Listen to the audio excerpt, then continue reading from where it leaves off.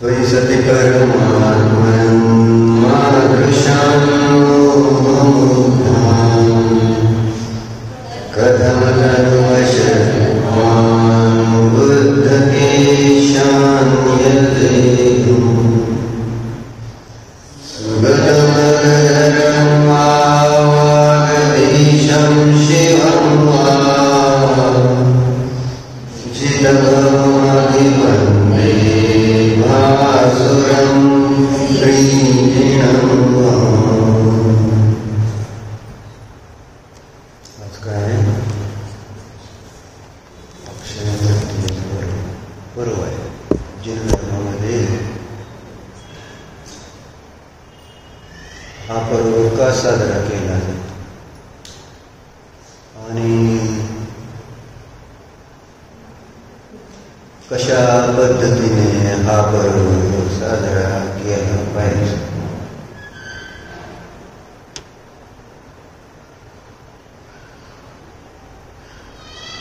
या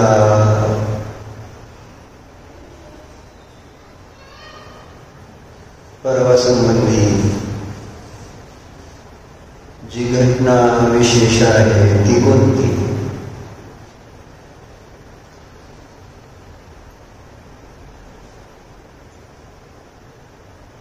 किती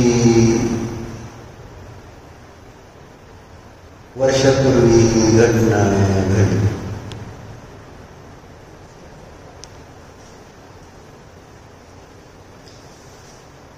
घटना कधीची आहे?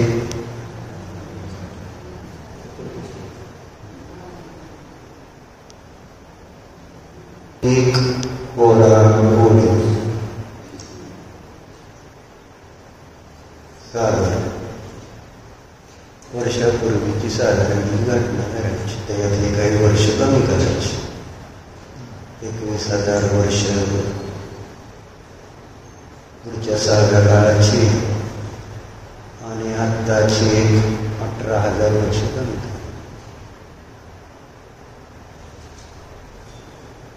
कल्पना आहे याची तर अन्य कोणाला सायंटिस्ट विज्ञान कोणाला नाही याची. पण आपल्याकडे पहिले तीर्थंकर कोण झाले आहे.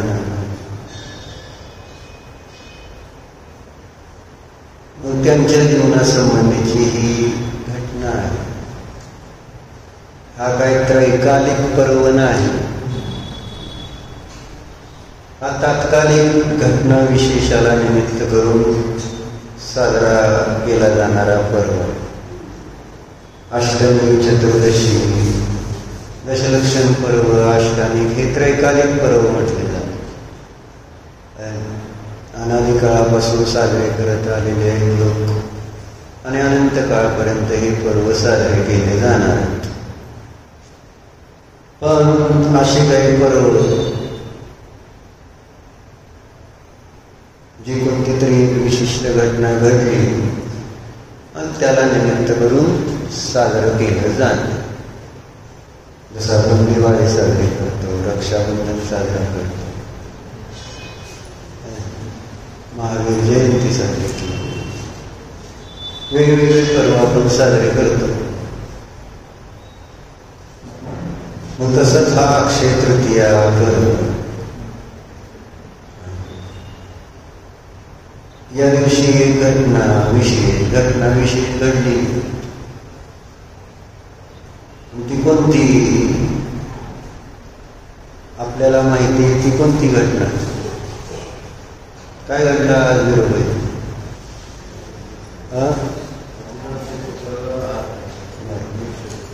आदिनाथ तीर्थंकर जेव्हा मुनी अवस्थेमध्ये होती. मग हा पर्व का साजरा केला जातो? हा पुन्हा सगळ्या तीर्थंकरांना आहार घेतला त्यावेळेस तो पर्व का नाही?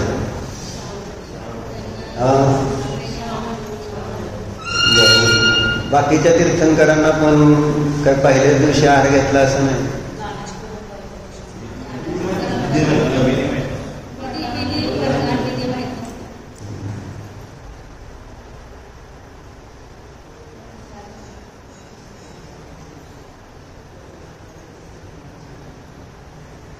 दोन तीर्थ ची प्रवृत्ती दोघांनी या युगाच्या काळात आधी सुरुवातीला केली. दोन प्रकारचं तीर्थ सांगितलं. एक आहे व्रत तीर्थ आणि एक आहे दान तीर्थ. व्रत आणि दान दोन प्रकारचं तीर्थ. तीर्थ म्हणजे तीर्थ शब्दाचा अर्थ काय? दिवस पाहुणे काय करणार? दिवस राहिलेत किती मस्त आहे डिलिव्हरीचे, पप्पा कधी होणार? तसं नाही ना काय? तर व्रत आणि दान तीर्थ. तीर्थ कशाला म्हणायचंय?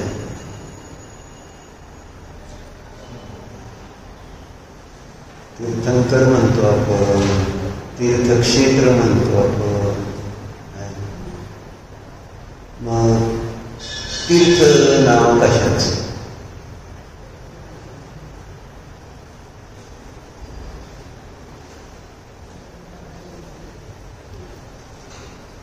ज्याच्या आश्रयाने हा जीव संसार सागरातून तरुण जातो. तीर्थे इति तीर्थ असं. तीर्थ म्हणजे तरुण जाणे. कशातून तरुण जायचंय? हा संसार रूपी समुद्र आहे आणि त्यातून आपल्याला तरुण मोक्षाला जायचंय. संसाराला समुद्राची उपमा दिली ना. आणि त्या संसार सागरामध्ये आपण अनादिकाळापासून गटांगळ्या खात आलेलो आहोत. बरोबर आहे. कुठल्या दिशेला समुद्रात गेलाय कधी? कुठं बघल तिकडे पाणीच दिसतंय ना. कुठं जायचं? किनारा कोणत्या दिशेला? आणि पुन्हा आपल्याला जर नौकाच नसेल त्या समुद्रातून बाहेर पडण्यासाठी, तर आपण बाहेर पडू शकतो. नौका असली पण ती दगडाची असली तर बाहेर पडणार का? नौका आहे परंतु छिद्र आहे, तर बाहेर पडणार काय? नाव पण कशी पाहिजे? ज्याच्यातून आपण बसून त्या समुद्रातून बाहेर पडू. नाव पण आहे चांगली, परंतु कुठं जायचं माहिती नाही. तर चांगली नाव मिळून तर काय उपयोग? आणि समुद्र म्हणजे काय साधी गोष्ट आहे का सांग? समुद्रामध्ये वादळ आल्यानंतर लाटा कशी येते, समुद्रामध्ये जलचर, मगर, शार्क आणि असे जीव आले जंतू, असं सांगा. म्हणून भक्तांवर स्तोत्रामध्ये पण भगवंतांची भक्ती आपल्याला या भयानक समुद्रातून पार होण्यामध्ये निमित्त ठरते असं दिलं ना.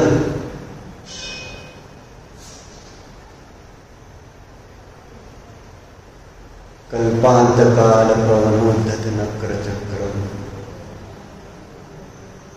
कोवा तरी तुम्हाला मंबुनिधिं भुजाम्या.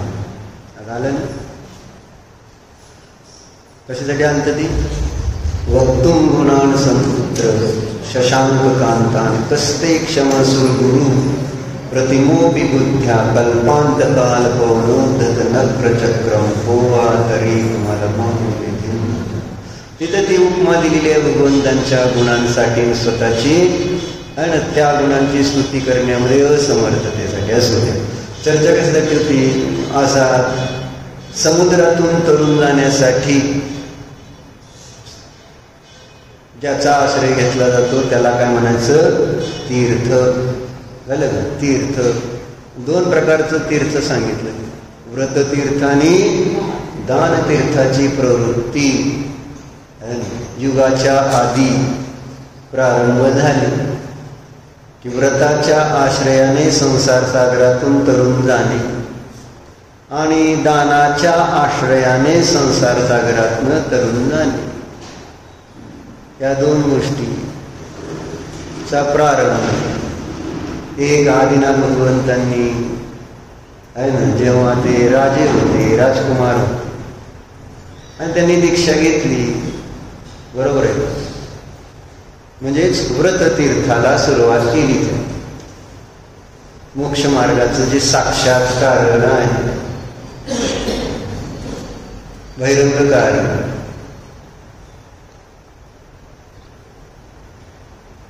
आणि मग पुढं काय घडलं? दीक्षा घेतल्यानंतर 6 महिने तर त्यांनी काय सरळ करून उभारले होते तप करण्यासाठी. नाही विकल्प आला त्यांना आहाराला निघायचा. काय त्यावेळेस माहितीच नाही ना. बाकीच्या राजांनी पण दीक्षा घेतलीच होती. यांनी दीक्षा घेतली आणि हे आपले उभारले. मग किती दिवस? 1 दिवस, 2 दिवस, 3 दिवस, 6 महिने, 180 दिवस. कोणाला दम निघणार आहे? तुम्हाला दम निघतोय? भूक लागल्यानंतर किती वेळ दम निघतो? हा संज्ञा आहे.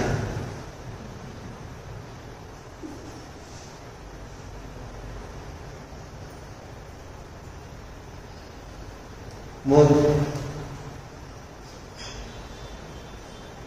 बाकीचे राजे तर भ्रष्ट झाले ना, जंगलातलं खाऊ पिऊ लागले ना सर. मग हे 6 महिने तप झाल्यानंतर विकल्प आला आहार घ्यायचा. 6 महिन्यानंतर तसं काय नसतं. जरी पण म्हणजे उठले नसते आहाराला तरी काय अडचण नव्हती त्यांना. वज्र शोभणार असं नव्हतं, जाणार नव्हतं. तरी सुद्धा कर्मोदय असे असते की त्याच्या निमित्तात 6 महिने विकल्पना आले. कर्माचा उदय 6 महिने नव्हता का? आहार संज्ञा नव्हती का 6 महिने कार्यरत?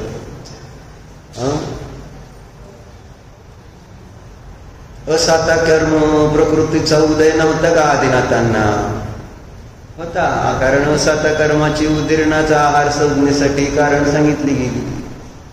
उदय होता, आहार संज्ञा पण होती, परंतु कर्माची उदीर्णा झाली नव्हती. इतका तीव्र उदय आला नव्हता की जेणेकरून आहार घेण्यासाठी निघावं असे भाव झाले नाही. जसं तुम्हाला दुकानात गिऱ्हाईक असल्यानंतर आहार संज्ञेचं असतेच की चालू आणि उदय पण असतो असाताचा, परंतु ग्राहकाच्या निमित्तात तुम्हाला तो उदय आहे ना, ते जेवण करण्यासाठी बाध्य करत नाही की आता तुम्हाला जेवायला जायलाच पाहिजे. सकाळ सकाळी न्याहारी करून बसा, परत अडचण जेवण. बरोबर आहे. तयारी तर केलीच असेल म्हणा, मी कशाला सांगायचं काय. मग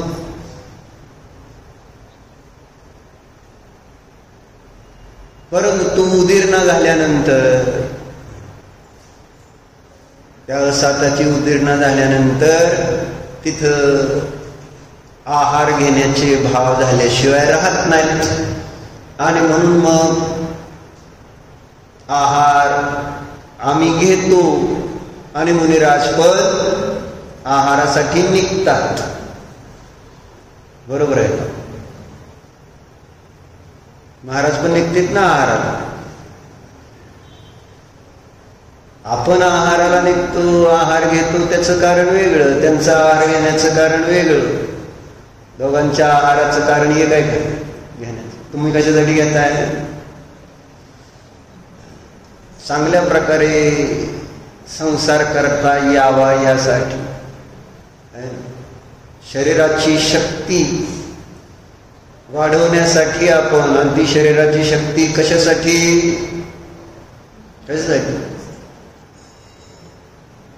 परिग्रह गोळा करण्यासाठी, विषय भोगण्यासाठी शरीराची शक्ती आपण वाढवतो भोजनाद्वारे. बरोबर आहे.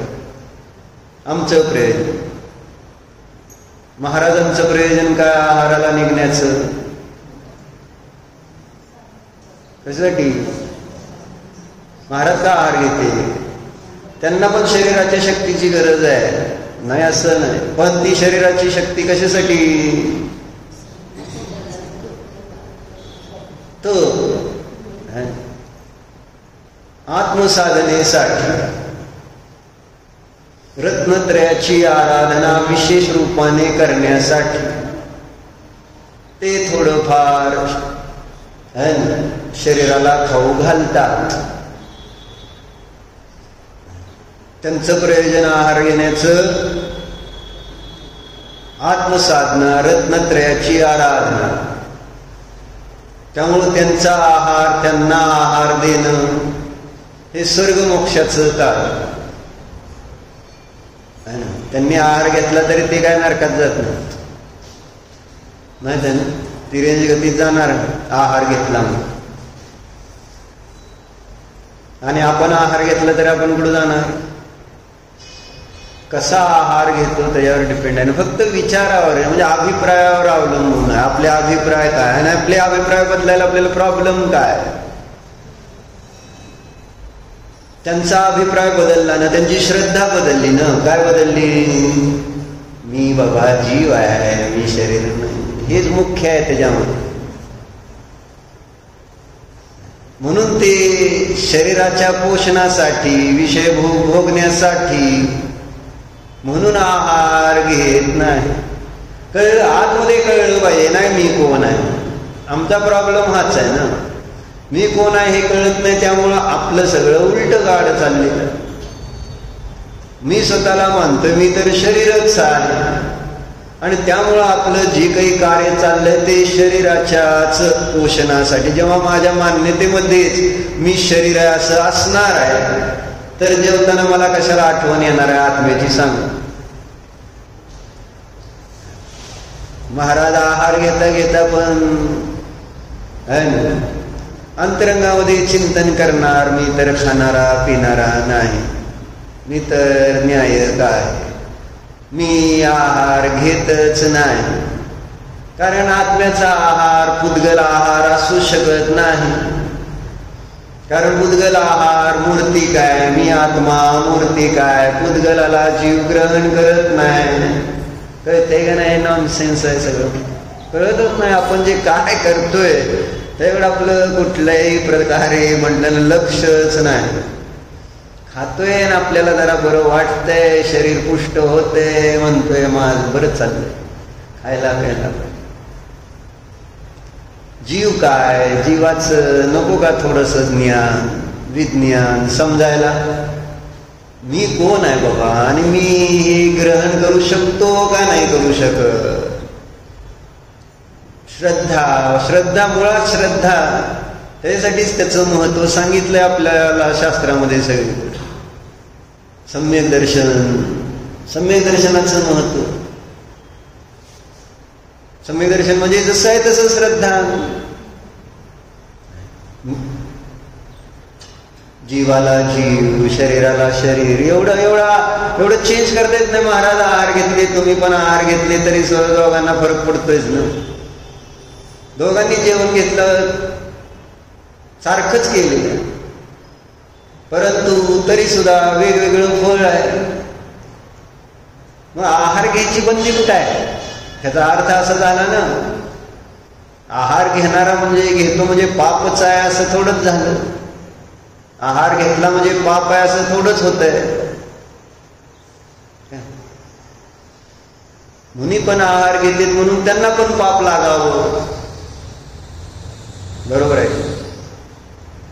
पण लागतंय का? लागत नाही. कशामुळे लागत नाही? म्हणून आपल्याला पण हा आपल्या जीवनामध्ये बदल करता येणार का नाही येणार? तत्वचिंतनाद्वारे तत्वश्रद्धा दृढ करता येईल का नाही की मी पण नाही खात पीत, आपण पण जेवूच की, जेवणार नाही असं नाही. पण विचार केला की मी तर खाण्यापिण्यावर जगत नाही, मी तर जीव आहे, मी माझ्या जीवत्व शक्तीवर जगतो, जगत आलो, जगत आहे, जगणार आहे. एवढंच तर फक्त श्रद्धा जसंच्या तसं ठेवायचंय. प्रॉब्लेम काय?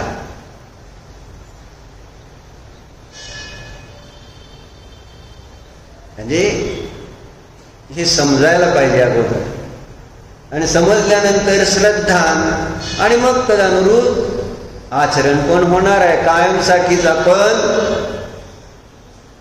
या आहार पानाच्या परिग्रहापासून मुक्त होणार की परत आहार पान घेण्याची गरजच राहणार नाही, अशी अवस्था, शरीरी सिद्ध अवस्था अनंत काळासाठी प्राप्त होईल. पण श्रद्धान इथं बसलं पाहिजे, आणि श्रद्धान ज्ञानपूर्वक बसलं पाहिजे की खरोखर असं आहे. नाही तर तुम्ही आज बसताल जेवायला मी खाणार पिणार नाही नुसतं असं म्हटल्यावर होणार का? त्याच्या पाठीमागचं लॉजिक समजलं पाहिजे.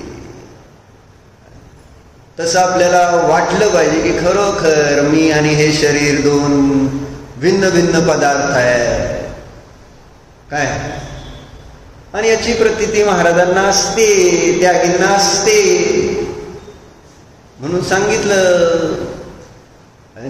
कधी कधी महाराज आहार घेता घेता बसले, पण अंतराय नाही, कारण नाही बाहेरचं, आणि बंद केला आहार घ्यायचा. मग श्रावकांनी विचारलं, काय चुकलं आमच्याकडनं, काय दोष? म्हटले काय तुमचा दोष नाही, मला विकल्प संपला आहार घ्यायचा. जसं 6 महिने विकल्प झाला नाही आहार घ्यायचा, कधी कधी आहार घेता घेता विकल्प संपला, आहार नको आहे मला तर बास, मी तर खाण्यापिण्यावर जगत नाही, वाटलं मला नको वाटलं, पुरेसं झालं, बसलो खाली. तुमचं म्हणणं काय? महाराजांनी आहार सगळा आमच्याकडनं पूर्णच घेतला पाहिजे, असं आपलं मत असतं. अरे पण महाराजांनी आहार का घेते याकडे दृष्टी आपली किती असते?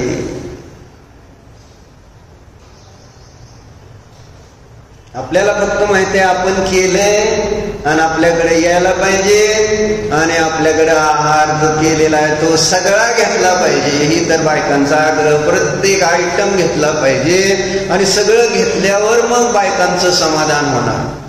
आज सगळं महाराजांनी चांगलं घेतलं. अरे त्यामुळं महाराजांची साधना बिघडली का चांगली झाली याच्याशी घेणं देणं नाही. म्हणून तर आहार दान देणारा दाता सुद्धा विवेकी लागतो. तुम्ही किती आयटम केले, किती चांगले केले, किती अवगुण केले, कर्तृत्व बुद्धीनं केले, त्याच्या पाठीमागे तुमचे विकल्प तुम्ही लादण्याचा प्रयत्न करता, हीच अडचण. कारण विज्ञान समजत नाही की बाबा आहार दान म्हणजे काय असतं, ती विधी काय आहार दानाची, म्हणजे जीव घालणं एवढा त्याचा अर्थ होतो. आहारदानाची विधी तो धर्म आहे ना, धर्म समजला पाहिजे का नको? आहार दान देताय जेव्हा तेव्हा, घरी नवऱ्याला जीव घालताय, मुला बाळांना जीव घालताय, तो काय धर्म, एक व्यवहार धर्म ठीक आहे, परंतु तो काय असा सर्व मोक्षाला कारणरूप धर्म म्हटला जाईल काय? तो धर्म नाव मिळते का? महाराजांना आपण आहार देतो तेव्हा त्याला धर्म नाव मिळतं नव्हे, त्याचं अनुमोदन दिलं तरी स्वर्ग मोक्ष फळ मिळतं. बरोबर. मग काय असं काय त्या विधीमध्ये काय नाही.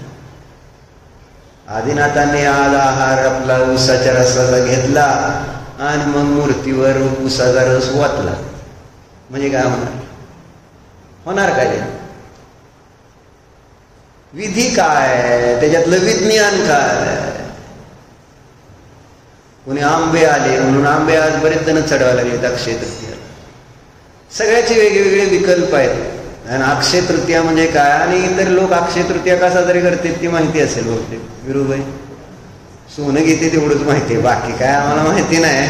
पण एक मुहूर्त आहे चांगला असं म्हटलं जातो, 3.5 मुहूर्तातला एक मुहूर्त आहे नाही अक्षय तृतीया.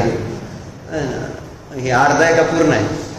आजचा अर्धा असतो ना, मग अर्ध्या वेळेस काय तर अर्धा मुहूर्तात असं 3.5 मुहूर्तातला हा मुहूर्त आहे. आणि या दिवशी मग लक्ष्मी घरात आणायची, सोनं आलं की लक्ष्मी आली म्हणून घेत असतील. काय अजून त्यांची घटना विशेष असेल ते अज्ञानानं साजरा करतात, रूढीने साजरा करतात. मी काय करतो?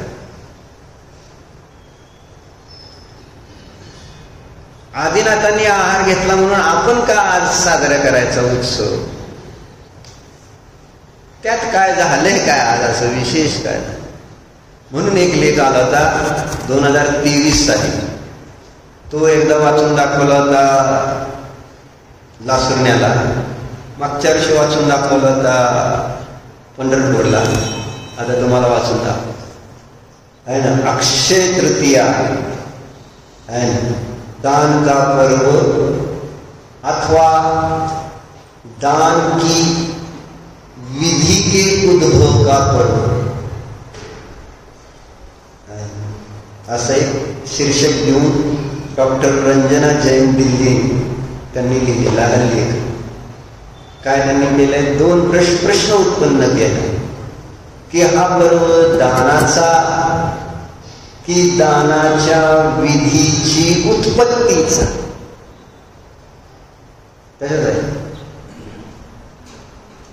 कशाचा आहे पर्व? प्रश्न असा विचारला गेला ना, दानाचा पर्व आहे का दानाच्या विधीच्या उत्पत्तीचा पर्व आहे?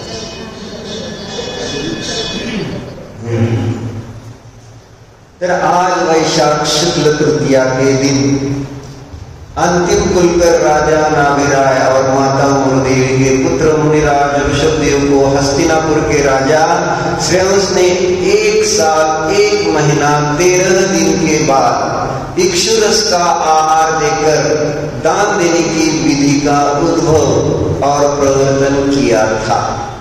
घटना काय?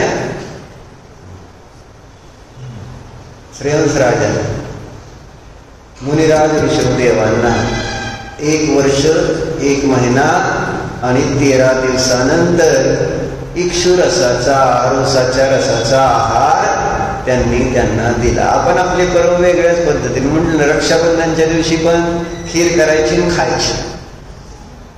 खीर कशासाठी करायची? रक्षाबंधनला खीर करते ते ना सगळ्या घरात. का केली खीर? काय माहिती का? घटना आहे त्याच्यासाठी. खीर करण्यापाठीमागचं कारण पण आहे, पण ते कारणाला विचारात घेऊन ते कार्य केलं तर काहीतरी आपल्याला धर्म पण घडेल. पण कारणाचा विचार नाही. आज सगळेजण उसाचा रस पिणार आहे नाही.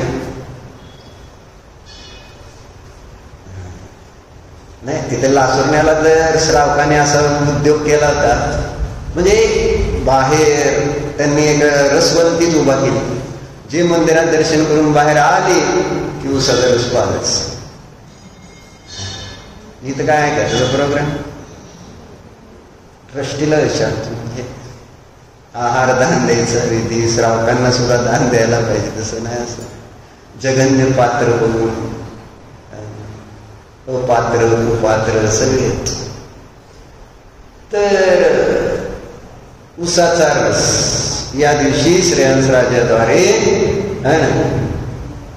आदिनाथांना आहारदानाच्या पद्धतीनं दिला गेला. ठीक आहे. मग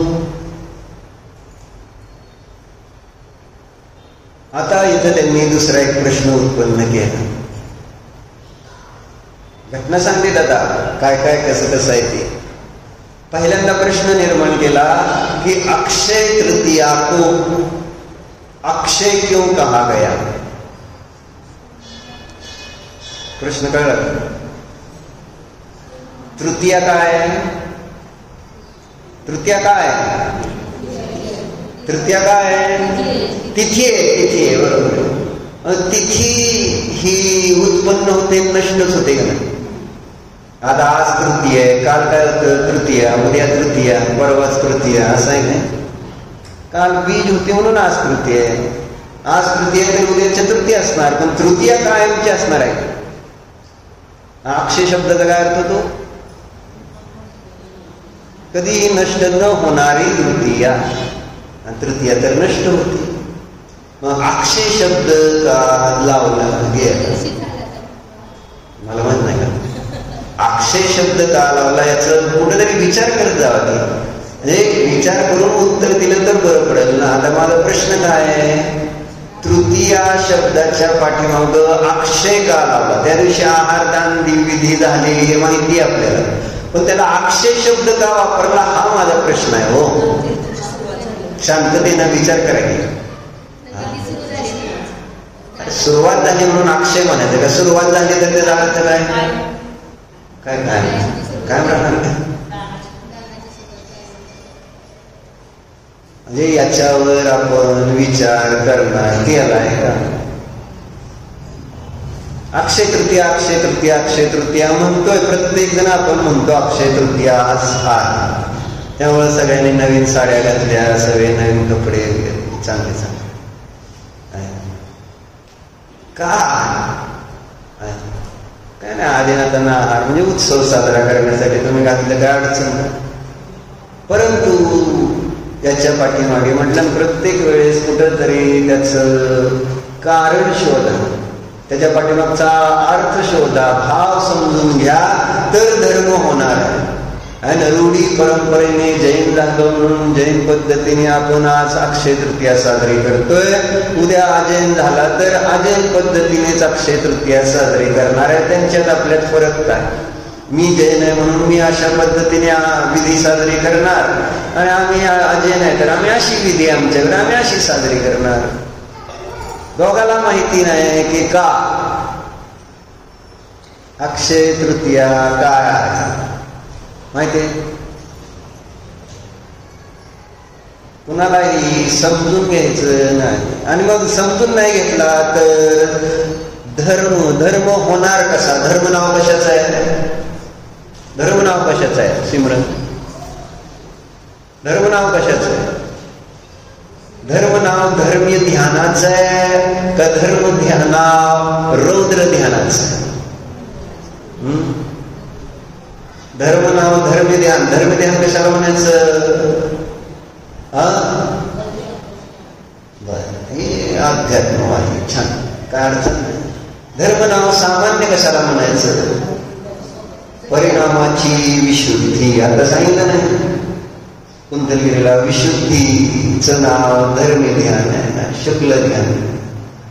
आणि संक्लेशाचं नाव अर्थ आणि रौद्र ध्यान. एकच गाथा घेतली राव आपण त्या दिवशी, आणि याच्यावर स्पष्टीकरण पण झालं संक्लेश विशुद्धी होतं. तुम्ही होता का नाही शेवटपर्यंत माहिती नाही, निघून आला लवकर वाटतं, तुम्ही गडबड होती वाटतं. असं अरिहंत कशी तर सांगायचं काय काय विचार?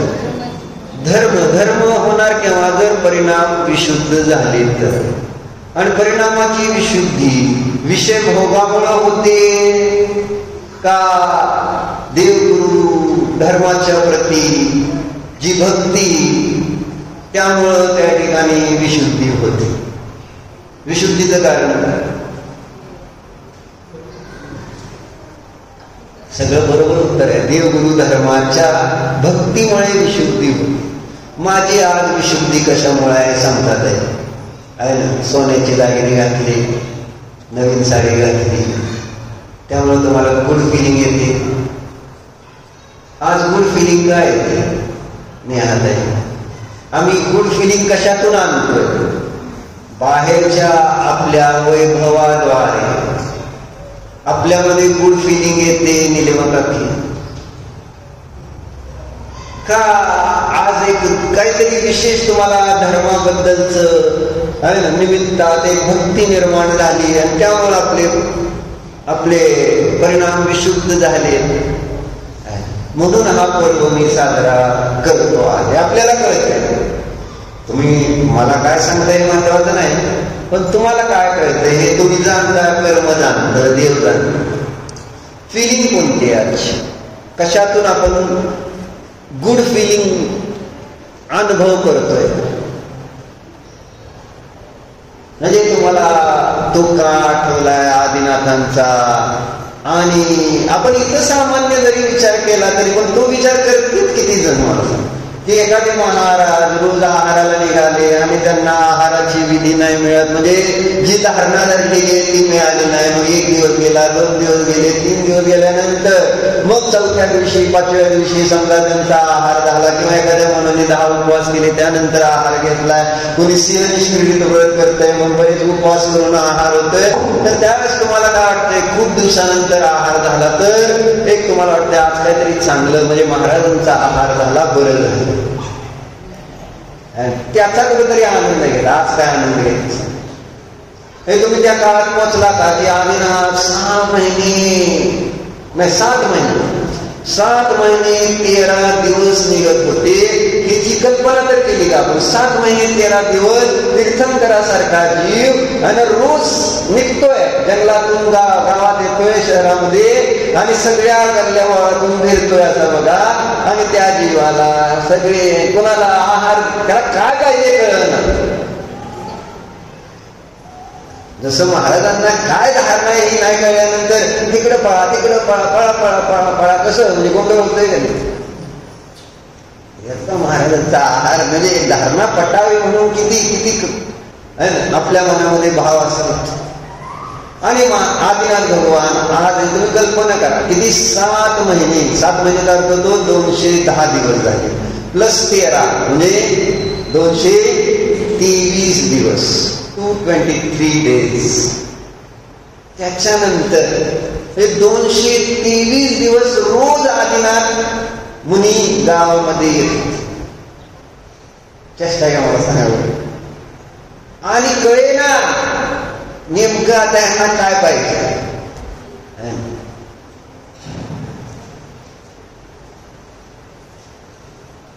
आणि इतर झोपला तिकडं वर, काय त्याला तर कळतंय का नाही का नाही, ते उद्योग करत बसते, गर्भकल्याण, जन्मकल्याण, केवळ कल्याण. आता इथं मुनी झाले, आता आहार घ्यायचाय, यावं सांगावं बाहेर त्या असा नाही म्हटलं ना. प्रत्येक गोष्ट इथं शिकण्यासारखी या घटनेत. तीर्थंकर आहे म्हणून त्याला कर्म सोडत नाही. आदिनाथांनी कर्मच असं बांधलं की त्यामुळं बांधलं ना, मुसक्या बांधल्या बैलाच्या मूर्त्या स्वतः नाही बांधल्या, बांधायला सांगितल्या.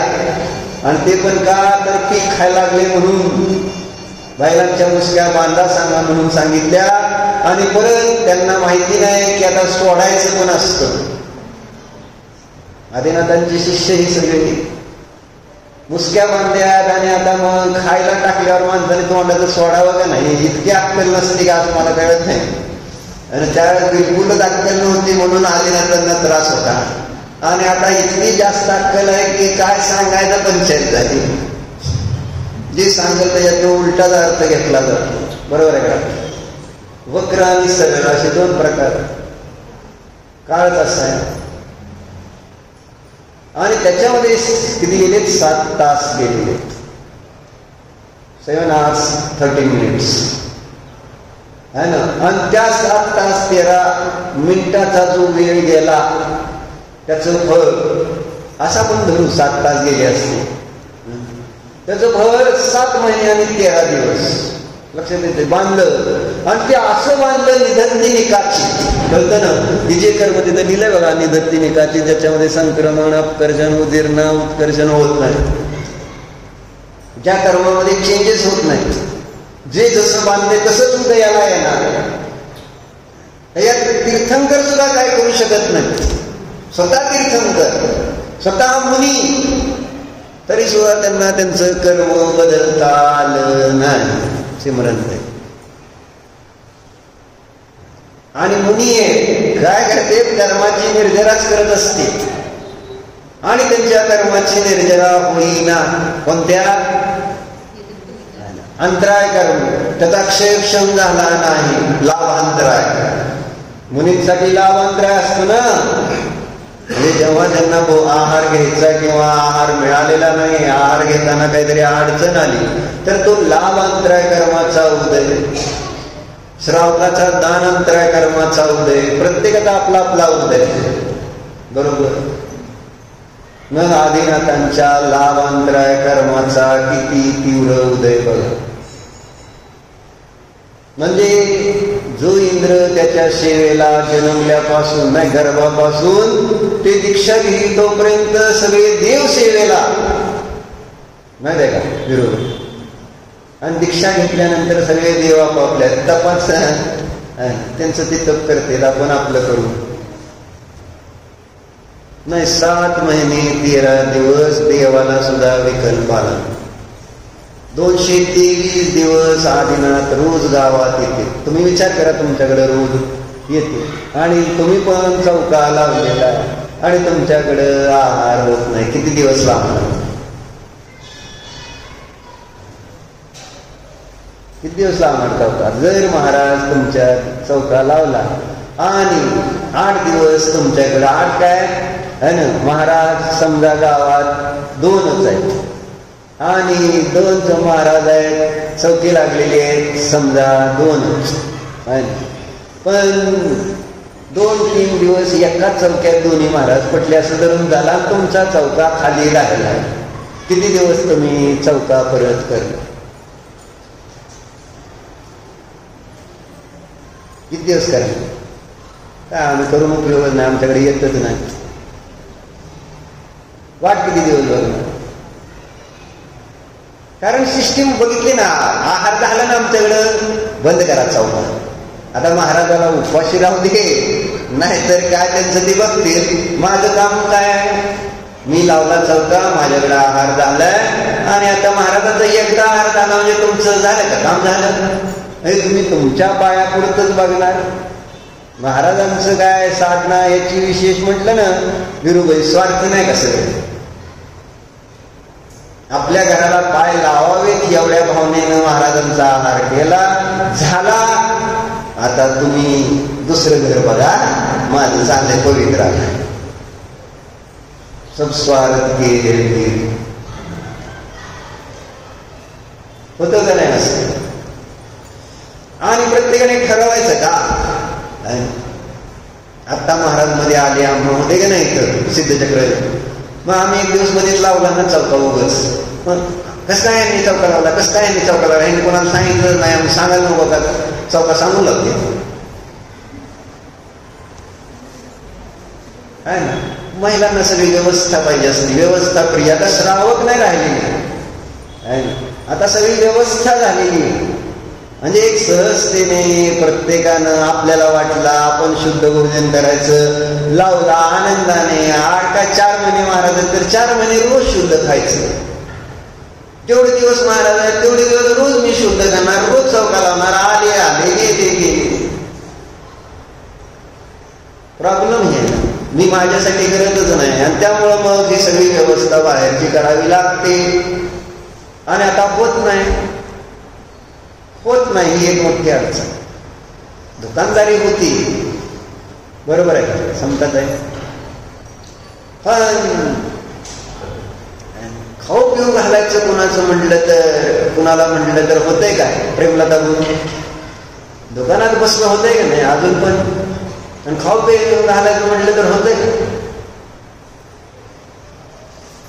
नाही होत नाही. दुखते लगे, आजकालचे हात दुखते, पाय दुखते, गुडघे दुखतं, कंबर दुखते, लगे दुखतं सगळं. जितूबाईला द्यावं का? होत नाही. कोणतरी यावं का हो, आता वय झालं जसं काय ना. पण पुण्याला खरेदीला जायचं म्हटल्यावर सोन्याची आहे ना, अगदी आचारवृत्ती असते तिथे आहे ना, लगे असं पळत जाणार माणसं. होत नाही. काय धर्म होईना, बाकी काय नाही. सिमरन बरोबर आहे. आम्हाकडे सेवा करायची म्हटलं तर काय, आणि इथं बाकी शेती करायची म्हटल्यावर होतंय का? दोन्ही होत आहे. माझं तर म्हणणं आहे तो आम्हाच व्हावं असं माझं मत आहे. म्हणजे काय हरकत नाही आम्हा व्हायला तर. आणि घरी फार्म हाऊसवर होणार आहे का आम्हा? तू आम्हाजवळ राहा, तो आम्हा नाही झाली तर बोल. चर्चा ही चालली होती की आज धर्मध्यानाचा जी दिवस आहे, रौद्र ध्यानाचा दिवस नाही आहे ना. कशाचा दिवस आहे मला सांगा. आणि आपण आता पर्व धर्म ध्यानाचे म्हणून साजरे आपल्याकडनं होते का रौद्र ध्यान रूपाने पर्व साजरे होते? निले बघा की होय ना. मग ते पर्व झाला का मग सण होतोय का मग? सणाचं प्रयोजन काय? आणि आपल्याला सांगितलं ना आपले सगळे सण जिन धर्मामध्ये सांगितलेले आणि इतर धर्मामध्ये सांगितलेले सण, दोघांच्या सणामध्ये हेच तर मुख्य अंतर आहे. आपले सण कशासाठी असतात? अभिषेक कोणाचं नाव आहे? जरा शांती. तुमची मुलगी किती शांत, कधी बोलत नाही, काय एक शब्द त्याच्या तोंडात नाही. जरा त्याच्याकडे जाऊन ट्रेनिंग घ्या तुम्ही. तुमची मुलगी कशी काय हे तुम्हाला आश्चर्य वाटते.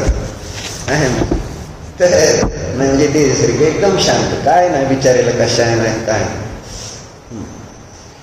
तर अभिषेक आपले पर्व कशासाठी असते? हा काय म्हणतोय? धर्म ध्यानासाठी. बरं, छान होतं. शिजूया का आपले पर्व कशासाठी आहेत?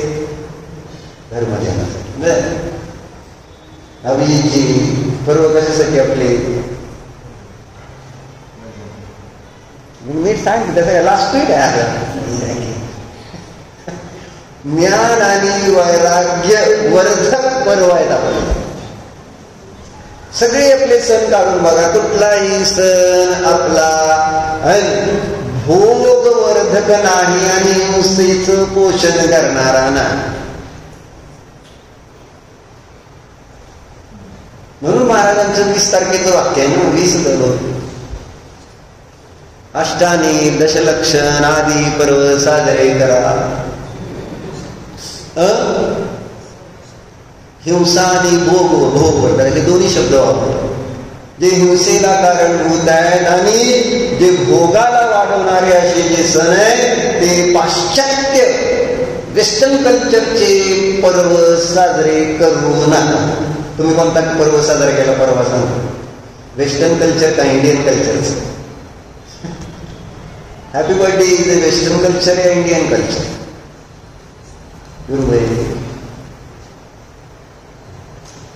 आणि आजकाल तर स्टेटसवर हॅपी अॅनिव्हर्सरी रोज कोणाची तरी आहेच आणि त्याच्याबरोबर फोटो टाकून व्यवस्थित आपलं हॅपी अॅनिव्हर्सरी. कोणता पर्व? वेस्टर्न आहे का इंडियन आहे? ज्याच्यामुळे भोगाची काय होते? वाढ होते, कषायांची वाढ होते, रौद्र ध्यान होतं, संक्लेश परिणाम होते, पापाचा बंध होतो, दुर्गतीचं कारण आहे. असे आपण पर्व साजरे म्हटलं ना. रौद्र ध्यान सध्या एक विचित्र झालंय. धन आहे त्या धनाचा उपयोग रौद्र ध्यानासाठीच केला तुम्हाला दुकानात जावं लागतं. आणि मला जर सांगायचं इतकं, मला जर आज पद्मनंदी पंचविंशी म्हणजे मागच्या वर्षी आम्ही ते सांगितलं तर नियम दिला होता, अक्षय तृतीया पर्वाच्या निमित्त तुम्हाला इथं कोणाला घ्यायचं आहे का बघा, आहे ना. पद्मनंदी पंचविंशतिकेमध्ये पद्मनंदी आचार्यांनी दुसरा आहे ना अध्याय लिहिला, तो दान काय दे दानोपदेश नावाचा एक अध्याय लिहिलेला काय, ज्याच्यामध्ये 54 श्लोक आहेत. किती आहे? 54. तर मी म्हटलं होतं निदान आता तुम्ही बाकी काय करणार नाही करणार राहू द्या, पण हे 54 श्लोकाचं है ना अध्ययन स्वाध्याय याचा नियम घ्यायला सांगितलं. तेवढे 54 श्लोक वाचा. नाही आपल्याकडनं दान झालं तर निदान दानाबद्दलचा जो महिमा आहे आणि इतक्या चांगल्या पद्धतीने त्याच्यामध्ये उदाहरण आदी देऊन आहे ना, म्हणजे सगळ्या पद्धतीने पद्मनंदी आचार्याने त्या दानाचं महात्म्य त्यामध्ये सुद्धा श्रावकाला विशेष रूपाने अगदी मुनींपेक्षा महान करून ठेवलेलं आहे. मुनी पद्मनंदी स्वतः मुनी होते, पण तरी सुद्धा श्रावकाचा जो धर्म आहे दान आहे, त्या दानाच्या अपेक्षेने श्रावक मुनीपेक्षा महान असं सुद्धा त्यांनी एक श्लोक लिहून टाकला.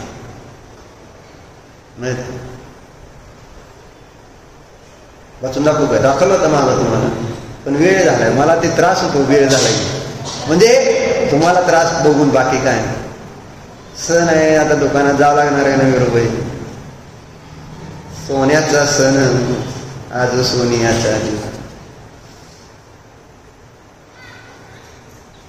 चर्चा कशी चालली होती? कशी चालली? हा भोगाचा पर्व नाही, लक्षात राहू दे. जो सण आहे आपला, आणि त्याद्वारे आपल्याकडून धर्मीय ध्यान किती होतंय बघा. आणि पुरुषार्थ धर्मीय ध्यान करण्याचा करा. जे काय आज आपण आहोतच गृहस्थ, तेव्हा आपल्याला हे सगळे प्रॉब्लेम्स असणार आहेत, नाही असं नाही. पण त्याच्यातून सुद्धा आपल्या परिणामामध्ये आणि मुख्यतः धर्म कसा राहील याच्यासाठी आमचा आजचा दिवस आहे ना, त्याचा प्रयत्न करण्यामध्ये आपला आजचा दिवस लागला पाहिजे. शक्यतो कायेनेच केलं पाहिजे. धर्म कायेने म्हणजे शरीराच्या आश्रयाने दान आदी क्रिया, म्हणजे मग आम्हाला जे जमल ते. म्हणजे एकच दान नाही, आपल्याकडे 4 प्रकारचं दान आहे. आहार आहे, औषध आहे, अभय आहे आणि ज्ञान. म्हणजे 4 नाही जमले तर 5वं आहेच की. कोणतं? धन. आणि आता हे 4ही नाही, 4हीचा बॉस म्हटला तर धन आहे. मग ते धन तुमच्याकडे आहे. म्हणून एक श्लोक मला आज वाचायचा होता, कारण नुसतं वाचून काढायची भावना होती. पद्मनंदी पंचविंशतिकेतला दानोपदेश अधिकार 54 श्लोक आहेत. माझ्याकडनं पण आज सकाळी 30-32च वाचले गेले. पण एक श्लोक वाचताना असं वाटत होतं आज हे त्या ठिकाणी सांगितलं पाहिजे की ह्याच्यामुळे हे किती महत्वाचं आहे, कळलं पाहिजे श्रावकांना. असं तसं सगळे भाव, म्हणजे सकाळचा स्वाध्याय असा उत्तम रीतीने चालला.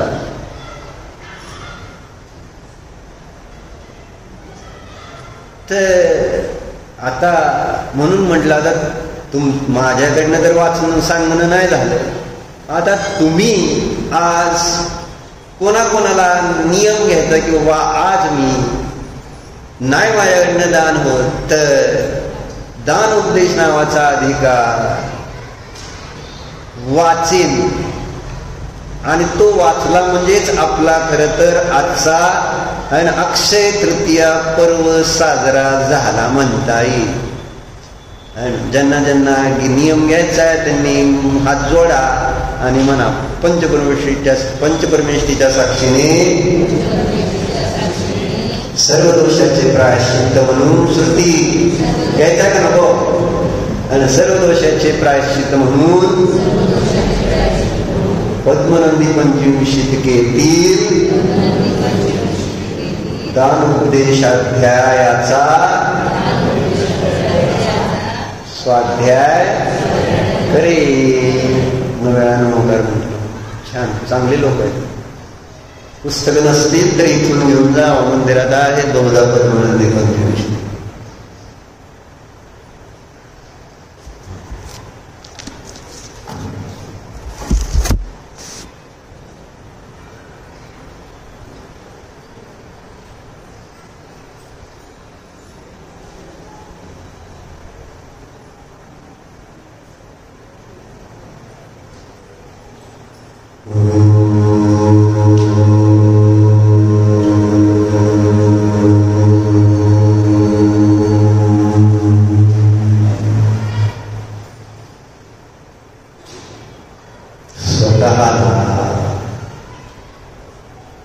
स्वतःचाच वेळ दान द्या. स्वतःचेच विचार स्वतःला दान द्या. आपल्या विचारांमध्ये निजध्रुवाला जाणं. निजध्रुव अक्षय स्वरूपी आहे.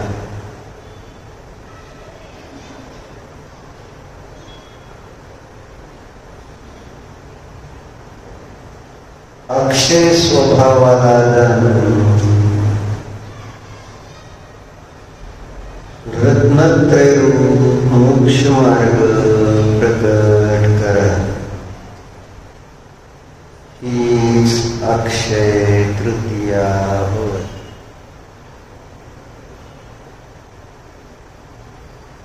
अक्षय स्वरूप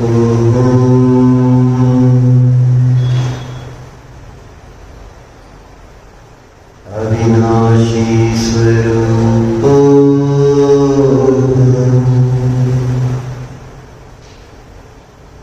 रत्नत्रय संपन्न स्वरूप